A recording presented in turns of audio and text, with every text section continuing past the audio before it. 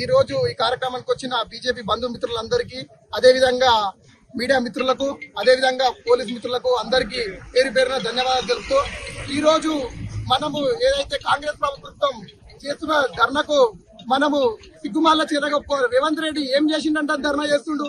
గాంధీ భవన్ నుంచి ఆయన పరిపాలన చేస్తే సరిపోతుందా? ఆయన ప్రభుత్వంలో ఉండి విద్యార్థులకు, అదే నిరుద్యోగులకు ఏ సమస్య మీద కొట్లాడుతుండు?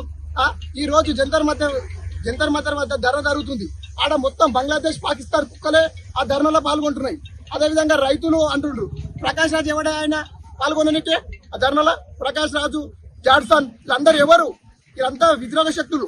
వీళ్ళందరూ కలిసి మన దేశాన్ని చాలా కుట్రపూరితంగా విద్యార్థులపై నుదగొల్పి చాలా అక్రమాలు జరుగుతున్నాయి. ప్రధానమంత్రి 3 సార్లు అయింది. ఇప్పటి వరకు ఏ చిన్న అవినీతి మచ్చ కూడా లేదు. 12 సంవత్సరాలు ఇప్పటి వరకు అయినా ఏ మచ్చ ఉంది చెప్పండి? ఏ ఒక కేబినెట్ లో ఒక చిన్న తప్పు జరగలేదు. ఇంతకుముందు 60 సంవత్సరాలు కాంగ్రెస్ ప్రభుత్వం ఏర్పడ్డది. ఎన్ని స్కాములు, ఎన్ని ఘోరాలు జరిగినాయి. రేవంత్ రెడ్డి సిగ్గుమాలే చేరుతుంది. ఖబర్దార్ రేవంత్ రెడ్డి అని వీళ్ళందరూ కూడా తగిన రీతిలో బుద్ధి చెప్తాం. నీటి గురించి జరిగిన లీకేజీ వ్యవహారంలో నరేంద్ర మోడీ గారి ప్రభుత్వం చిత్తశుద్ధితో పనిచేస్తూ ఆల్రెడీ దానికి సంబంధించిన వ్యక్తులను జైల్లో వేయడం జరిగింది. ఫాస్ట్ ట్రాక్ కోర్టులు ఏర్పాటు చేసి వెంటనే శిక్ష పడేలా చేస్తాం. ఇలాంటి దుర్ఘటనలు రాష్ట్రంలో ఎక్కడ జరగకుండా కూడా ఫాస్ట్ ట్రాక్ కోర్టులు ఏర్పాటు చేసి వెంటనే వాళ్ళందరికీ వెంబడే శిక్షలు పడేటట్టు చేస్తాం.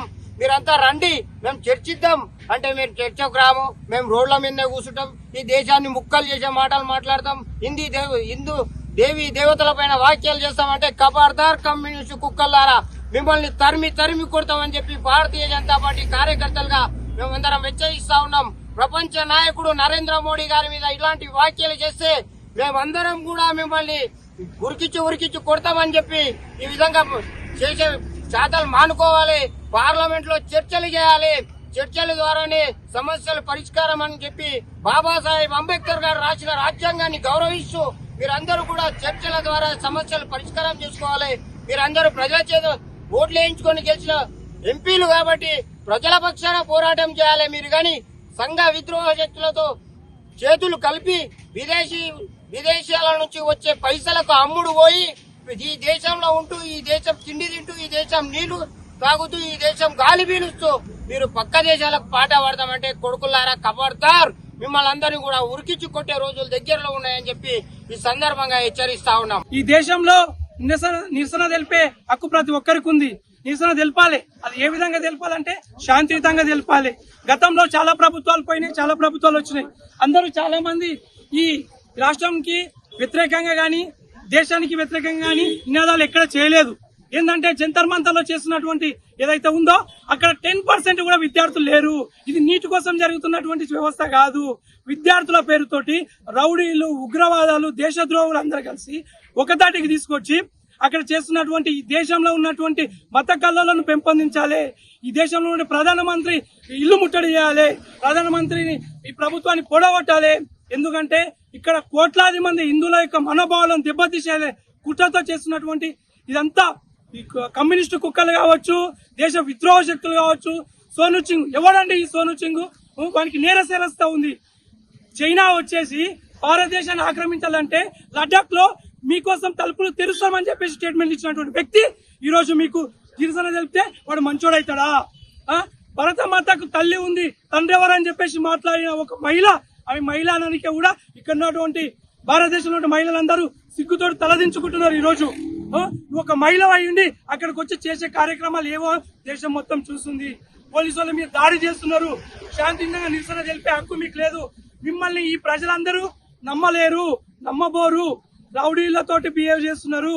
మీరు ఎంత ప్రొటెక్ట్ చేసినా, మీరు ఎంత చేసినా, ఎంత ధర్నాలు చేసినా సిగ్గుతోటి ఉమ్ముస్తున్నారని చెప్పేసి నేను ఈ మీడియా మిత్రులందరికీ వాళ్ళకు హెచ్చరిస్తున్నాం. మీరు ఏదైనా చెప్పాలనుకుంటే ప్రజాస్వామ్యం ఉంది. మీ రాజ్యాంగాన్ని చేతిలో పట్టుకోవడం కాదు, దాన్ని తెరిచి చదవండి. అప్పుడు మీకు ఈ రాజ్యాంగంలో ఉన్నటువంటి నీతి నియామకాలు కావచ్చు, విధులు కావచ్చు, హక్కులు కావచ్చు తెలుస్తాయి. ఎక్కడ ప్రభుత్వ ఆస్తులను ధ్వంసం చేయమని చెప్పేసి ఏ రాజ్యాంగం చెప్పలేదు. వీటన్నిటిని దృష్టిలో పెట్టుకొని ఈ రాష్ట్రంలో ఉన్నటువంటి ప్రజలందరూ మేలుకొని హిందువులందరూ ఏకదాటి కూడా ఇప్పుడైనా కనువిప్పి చూసి అక్కడ ఏం జరుగుతుంది అనేది అందరూ తెలుసుకోవాలి. విద్యార్థుల పేరుతోటి దేశద్రోహులు, రౌడీలు వీళ్ళందరూ రాజ్యం ఏలుతున్నారు. ఎక్కడి నుంచి వస్తాయండి? రాత్రికి రాత్రి రాళ్ళు ఎక్కడి నుంచి వస్తాయి వీళ్ళ దగ్గరికి? స్టూడెంట్స్ దగ్గర పుస్తకాలు ఉంటాయి, రాళ్ళు ఉంటాయి, కట్టెలు ఉన్నాయని చెప్పేసి కోరుకుంటున్నాం. నరేంద్ర మోడీ ఇంటి ముందల ఏదైతే ధర్నా చేసిండో రాహుల్ గాంధీ తలకాయ లేనోడు, ఏదైతే పార్లమెంట్ ఉంది పార్లమెంట్ లో పోయి మాట్లాడొచ్చు కదా, ఆయన ఇంటికాడ పోయి ఏం మాట్లాడతాడు? ఇంటికాడ మాట్లాడవలసిన అవసరమా? ఏదైతే ఉంది, ఏదైతే సమస్య ఉంది, ఆయన సమస్య ఉన్నప్పుడు పోయి ఏదైతే పార్లమెంట్ నడుస్తుందో పార్లమెంట్ దగ్గర నడవాలి చేయాలి. ఇప్పుడు మాకు ఒక సమస్య ఉంది, మేము పోయి ఏదైతే రేవంత్ రెడ్డి ఇంటి ముందర ధర్నా చేస్తే దానికి సమస్య సాల్వ్ అవుతుందా? ఏదైతే పార్లమెంట్ లో ఉంది పార్లమెంట్ లో పోయి మాట్లాడాలి. ఏదైతే ఈ నక్సలైట్ ఏదైతే ఉన్నారో, ఏదైతే ఈ ఉగ్రవాదులు ఉన్నారో వాళ్ళని వెంబడి పెట్టుకొని పనిచేస్తుండే ఇవాళ పాలసిన జెండాలు ఎట్లా కనిపిస్తాయి? ఏదైతే నీటి ఎగ్జామ్ గురించి వచ్చింది ఇప్పుడు సమస్య, నీటి ఎగ్జామ్ గురించి చెప్తామని చెప్పాడు కదా నరేంద్ర మోడీ. ఏదైతే ఉందో మీకు ప్రతిదీ నేను ఏదైతే వివరణ ఇస్తానని చెప్పాడు, దాని గురించి మాట్లాడక ఏదో ఈ దేశాన్ని కూలగొట్టాలి, నరేంద్ర మోడీ పాలన అంటే నచ్చలేదు వాళ్ళకు, హిందుత్వం అంటే నచ్చలేదు, హిందుత్వం నచ్చని వాళ్ళు ఈ పనులు చేస్తున్నారు. ఎవరైతే వాళ్ళకి అన్యాయం జరుగుతుంది వాళ్ళు వచ్చి చేస్తారా ఈ పని? వాళ్ళు ఏదైతే మొన్న స్లోగన్స్ ఇస్తారు గిట్లా అంటారా, కిందికి మీదకి అంటారు వాళ్ళు. అట్లాంటిది ఏదైతే దేశం ఉగ్రవాద శక్తులు ఉన్నారో వాళ్ళు ఈ పని చేస్తారు. కాబట్టి ఏదైతే నరేంద్ర మోడీ పాలన రామరాజ్యం నడుస్తుంది ఈ దేశం లోపల, అట్లాంటి పాలన నడుస్తున్నప్పుడు ఇట్లాంటిది ఎంతో మంది శక్తులు పుట్టుకొస్తారు. దీనికి మేము ఎదుర్కోనికి సిద్ధంగా ఉన్నాం. ఈ రోజు ఏదైతే కాంగ్రెస్ పార్టీ ఉందో అది ఢిల్లీలో పోయి రాహుల్ గాంధీ ప్రధానమంత్రి నివాసాన్ని ముట్టడించుడు. అయ్యా రాహుల్ గాంధీ, తెలంగాణ రాష్ట్రంలో కాంగ్రెస్ పార్టీ అధికారంలో ఉంది, ఇక్కడ కూడా విద్యార్థులు ఉన్నారు, వాళ్ళ ఫీజు రియంబర్స్మెంట్ రాక వాళ్ళ పై చదువుల కోసం చాలా తీవ్రంగా ఇబ్బందులు అవుతున్నాయి. ఇక్కడ 10,000 కోట్ల బకాయిల ఫీజు రియంబర్స్మెంట్ బకాయిలు ఉంది, ముందుగా అది చెల్లించు. మొన్నటికి మొన్న 10th class paper Telugu paper leakage అయింది, అప్పుడు ఎక్కడ పోయినావు రేవంత్ రెడ్డి? మేము ఈ విధంగా మిమ్మల్ని ప్రశ్నిస్తా ఉన్నాం. అదే విధంగా తెలంగాణ రాష్ట్రంలో అనేక విద్యా సంస్థల లోపల కూడా మన ప్రభుత్వ పాఠశాలలు కావచ్చు, ప్రభుత్వ కళాశాలలు కావచ్చు, ఎక్కడ చూసినా ప్రతిరోజు ఫుడ్ పాయిజన్ అవుతుంది. కనీసం ఫుడ్ చక్కగా లేదు, మౌలిక వసతులు లేవు. ముందుగా మీరు వీటిని పరిశీలించి మన ప్రభుత్వ పాఠశాలలకు నయం చేయాలని చెప్పి కోరుతుంది. వాళ్ళకి ఎంతైనా ఉన్నది. దీన్ని కాంగ్రెస్ వాళ్ళు నీతిమాలిన దుర్మార్గపు రాజకీయాలు చేయడం మేము తీవ్రంగా ఖండిస్తున్నాం. ఇకనైనా అందరు ఈ కాంగ్రెస్ వాళ్ళు బుద్ధి తెచ్చుకొని యాంటీ నేషనల్ మూవ్మెంట్స్ ఏవి చేయవద్దు. దేశ డెవలప్మెంట్ కి వాళ్ళు పాటుపడితే ఎంతైనా సంతోషం ఉంటుంది. నివాసం ముందు కాంగ్రెస్ వాళ్ళు చేసిన ధర్నాకు నిరసనగా మేము ఈరోజు కాంగ్రెస్ రాహుల్ గాంధీ, రేవంత్ రెడ్డి, మల్లికార్జున ఖర్గే దిష్టిబొమ్మ దానం చేయడం జరిగింది. ముందుగా మొన్న నీట్ ఫలితాల్లో క్లియర్ అయిన స్టూడెంట్స్ అందరికీ కంగ్రాట్స్ తెలుపుతూ, పోయిన పార్లమెంట్ ఎలక్షన్స్ లో మనం చూసినట్టయితే దేశ విద్రోహక దుష్టశక్తులన్నీ ఏకమైనా గానీ నరేంద్ర మోడీ గారిని ఏం చేయలేకపోయారు, బీజేపీ ప్రభుత్వాన్ని ఏం చేయలేకపోయారు. అందరు కలిసి ఇప్పుడు మళ్ళీ ఒక కుతంత్రం స్టార్ట్ చేశారు, కాక్రోచ్ జనతా పార్టీ. వీళ్ళ బ్యాక్గ్రౌండ్ మొత్తం వీళ్ళే, కాంగ్రెస్, ఆప్, వీళ్ళంతా. ఎవరి అభిజిత్ దీప్కే, ఎవరి సౌరవ్ దాస్, వాళ్ళ చరిత్రలు చూడాలి మనం ఒకసారి. ఎప్పుడైనా సరే స్టూడెంట్స్ కి కానీ దేశానికి కానీ ఏ అవసరం వచ్చినా ఏ కల్మషం లేకుండా నిలబడే ఏకైక పార్టీ భారతీయ జనతా పార్టీ, ఏకైక ప్రభుత్వం భారతీయ జనతా పార్టీ, నరేంద్ర మోడీ గారి ప్రభుత్వం. మొన్న మనం చూస్తున్నట్టయితే రేణుకా చౌదరి గారు, వాళ్ళకు చాలా కట్టసి ఉంది స్టూడెంట్స్ పైన. మొత్తం వాళ్ళని టియర్ గ్యాస్ చేస్తున్నాం స్టూడెంట్స్ పైన. ఏం ప్రభుత్వం మీద అని ప్రశ్నిస్తున్నారు. రీల్ తీసిరు, ప్రశ్నిస్తారు కాదు, రీల్ తీసిరు. కాంగ్రెస్ వాళ్లకు ఏం నైతిక హక్కు పెట్టుకొని ఈ రోజు వాళ్ళు నిరసన తెలుపుతున్నారు? 2004 నుండి 2014 మధ్యలో ఎన్ని పేపర్ లీకేజ్ అయింది? ఆ రోజు ఏం చేసిరు? వీళ్ళంతా ప్రశ్నించిన నాయకులంతా ఏడిపోయిర్రు. ఈ రోజు Jantar Mantar protest is no more a students protest, it's anti national protest. మొత్తం సంఘ విద్రోహ దేశద్రోహ శక్తులన్నీ ఏకమయ్యి ఈ రోజు మనం చూస్తున్నాం. నేను చిన్న ఉన్నప్పటికెళ్ళి చూస్తున్నా, ఇండియా ఈజ్ డెవలపింగ్ కంట్రీ. ఈ రోజు ప్రోగ్రెస్ కనిపిస్తుంది.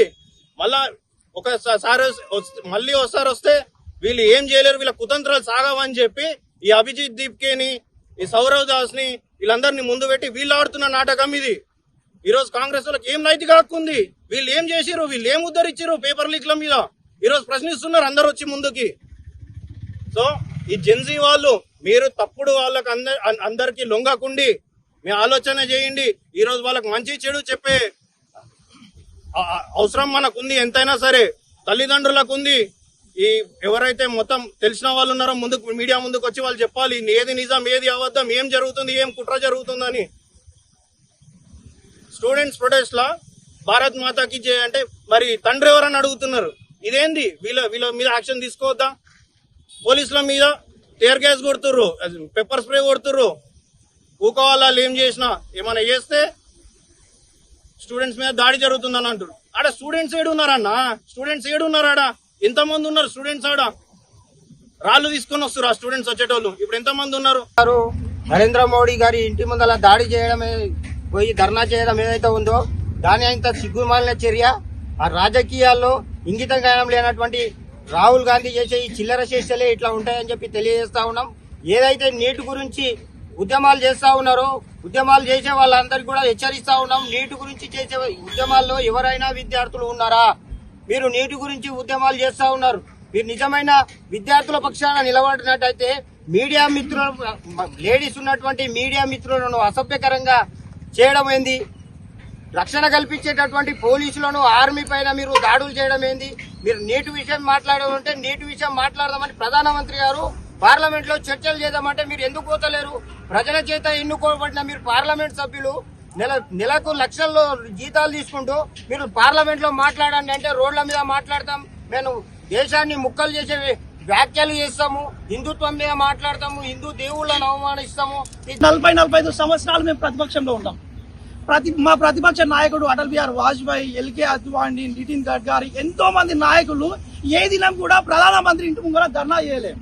ప్రధానమంత్రి ఇంటి ముంగల రాహుల్ గాంధీ ధర్నా ఏదైతే ఉందో ఈ ప్రభుత్వాన్ని కూల్చడానికి ప్రయత్నం చేస్తుంటూ, కూల్చే కుట్ర చేస్తుంటూ, నిజమైన ప్రజాస్వామ్యం ఎప్పుడు ఎన్నికవుతుంది?